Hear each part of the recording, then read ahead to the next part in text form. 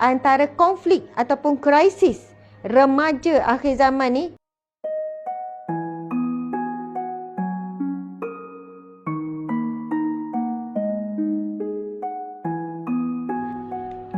konflik utama. Macam mana je dia? Konflik berat ni remaja kita hari ini. Ibu bapa kena bagi perhatian. Saya baca benda ni. Ustaz, nak AJ acceptable.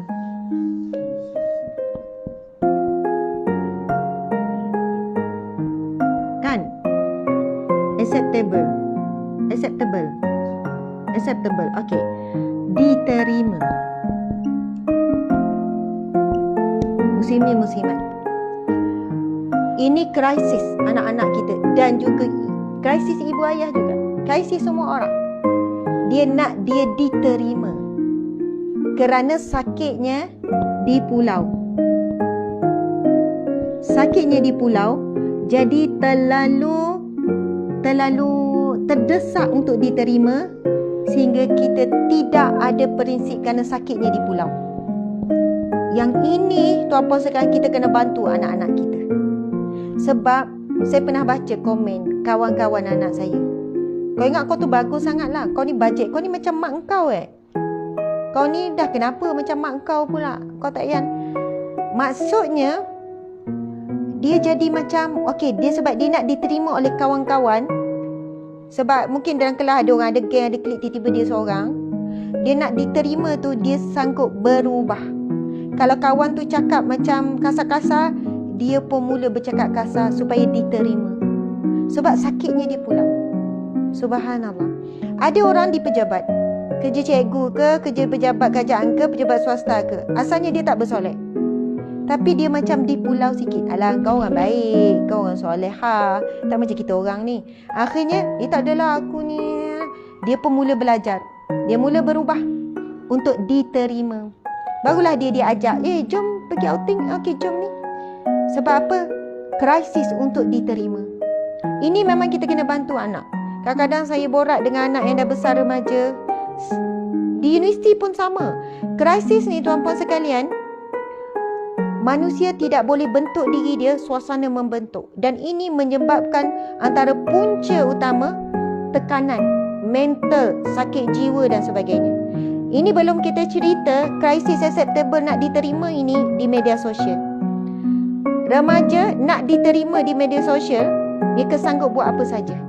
Sebab dia tengok ada seorang influencer remaja, bila dia buat-buat ni, dia punya view tinggi. Bila dia tunjuk makanan, McD apa semua, sedapnya ni. Walaupun dia anak orang miskin, dia tekan ibu ayah dia supaya beli makanan sedap. Dia nak buat live IG dengan makanan supaya diterima oleh follower. Dan dia rahsiakan background dia. Kan dia bagi gambaran kehidupan dia kaya. Aku pergi New Zealand padahal tak pernah pergi. Supaya diterima. Manusia mula banyak berpura-pura. Memang banyak berlakon. Memang banyak menipu supaya diterima. Bila anak kita melalui krisis dan kita tak bantu, dia menipu dengan kawan-kawan, dia menipu dengan ibu ayah. Di sekolah lain, di rumah lain. Subhanallah, dia mengalami krisis tu. Sebab sakitnya bila dipulaukan, tidak diendahkan. Apa yang kita nak bantu anak? Kadang-kadang kena slow talk, kena cakap. Umi tahu kadang-kadang gini-gini Atika, kan Luqman, Sarah melalui ini, Imran kadang-kadang menangis. Contoh, saya bagi contoh, saya bukan kata anak saya baik, tetapi nak disebutkan kita perlu bersama dengan anak-anak kita. Kata-kata semangat kita sebut. Apa pun yang berlaku, pengaruh apa pun, jangan kita ikut untuk untuk diterima. Kita kena jadi diri kita dan masa sama kita buat baik kepada semua orang. Sebab apa? Allah pandang usaha kita. Malaikat bersama dengan kita. Kan? Memang sakit kadang-kadang tu. Tak ada orang nak kawan, contohkan sakit. Tetapi bertahanlah. Hasil daripada ini Allah akan gantikan. Allah akan beri kawan yang sangat baik. Allah akan beri suami yang baik besok. Allah beri isteri yang baik besok. Kadang tu dia kata, Umi, Atika bukan ni, Atika cuma respon je kan, tak ni. Subhanallah, kita faham tu.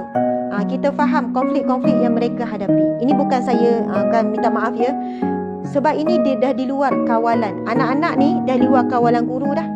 Bukan kita kata orang apa cik ni sekolah mana ni, pelajar macam ni. Hampir semua remaja menghadapi konflik ni. Nak salahkan ibu bapa pun kita tak boleh nak salah 100%. Media sosial telah mengubah cara bercakap remaja hari ini, cara dia berfikir dan sebagainya.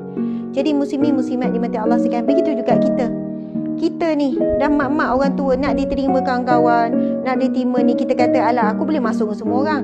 Dengan ni aku jadi macam ni, dengan ni aku jadi macam ni, dengan ni pula aku jadi macam ni, aku boleh masuk semua orang. Masuk game merokok juga dia. Aku sini tak merokok, nak ni lah nak masuk. Semalam kan adalah seorang hamba Allah datang interview, sebab kami buka interview kan. Dia kerja di satu tempat yang eksklusif. Saya tak sebutlah dekat mana-mana ya. Dan tak payah cari, tak payah bayangkanlah.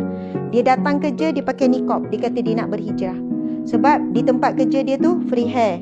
Tempat yang eksklusif, yang mana VIP dan orang luar, orang awam tak boleh masuk. Di situ maksiat berleluasa. Orang Melayu Islam pun boleh minum arak dalam tu. Ada bar, ada yelah nari-nari, joget-joget. Ini bukan di kelab malam, bukan kelab malam. Tempat tu nampak macam tak ada masalah pun. Pihak penguasa, maksudnya tempat ni kita tak terfikir pun benda-benda tu berlaku. Ada tempat penginapan, maksudnya mereka buat maksiat dan penguasa tak nak masuk pun. Macam tu.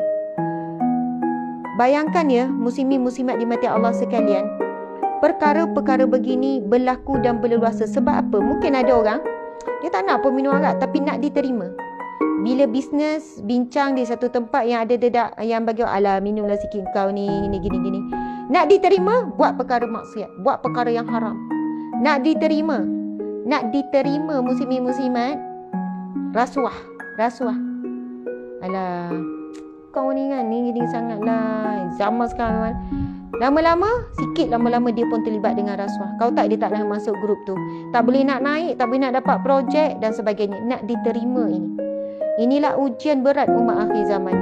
Sebab yang membentuk adalah suasana dan situasi. Jadi muslimin muslimat, siapa boleh halang anak kita daripada pengaruh? Kita tak boleh 24 jam awasi dia. Tak boleh nak check. Allah Subhanahu Wa Taala. Saya masa perlu anak-anak nak pergi sekolah, Allah ya Basir yang Maha melihat, tolong lihat anakku. Allah ya Muhaimin yang Maha mengawasi, tolong awasi anakku. Allah ya Hafiz yang Maha menjaga, tolong jaga anakku. Allah ya Mani yang Maha mencegah, tolong cegah dan halang anakku daripada melakukan perbuatan-perbuatan yang keji, perbuatan-perbuatan yang salah. Kadang-kadang saya tanya, ya Allah ya Hakim yang Maha bijak, jadikan anakku bijak. Allah ya Alim yang memiliki ilmu, berikan ilmu pengetahuan yang baik untuk anakku. Sambil-sambil baca tu tanya, faham tak maksud Umi sebut nama Allah? Ya faham, Umi faham. Ada yang tak faham, jelaskan. Jadi itulah yang mampu kita buat. Ad-du'a silahul mu'minin, doa adalah senjata orang beriman. Kita tak boleh jamin anak kita baik sebab kita nampak dia baik. Kita tak tahu di belakang dia konflik dia apa. Jadi kita kena bersama-sama dah bantu. Wajib ibu ayah cek media sosial anak. Perbualan cek. Kalau anak ada Instagram ke, sebab tu minta maaf kami memang tak buka akaun. Walaupun Atikah dah umur 15 tahun, ada yang umur yang ni sekolah menengah, akaun IG tak ada, akaun FB tak ada, TikTok ke, semua kami belum buat. Kami tak benarkan lagi anak buat. Kalau dia orang nak tengok Instagram kawan dia akan tengok melalui Instagram saya. Itu adalah cara kami. Mungkin ada orang tak setuju, mana boleh ustazah gini. Tapi alhamdulillah, insya-Allah tetap anak ini tidak ketinggalan.